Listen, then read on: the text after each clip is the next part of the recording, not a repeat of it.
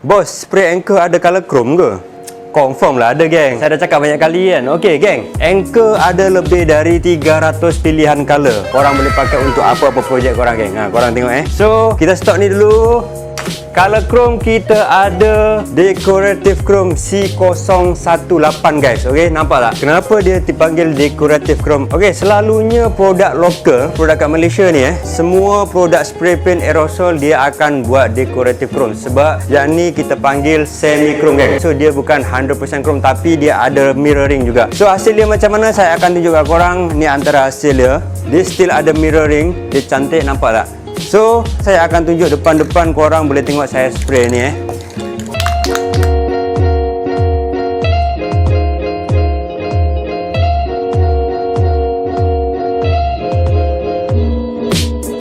Cuma satu saya nak cakap kat korang, semi chrome ni korang tak boleh campur dengan clear. Sebab dia punya chemical memang kita nak buat mirroring, kita tak boleh campur dengan clear. Sebab tu saya galakkan untuk korang pakai untuk barang-barang decoration je, geng. Okey. Siapa nak pergi Melaka, nak jadi Silverman boleh pakai ni.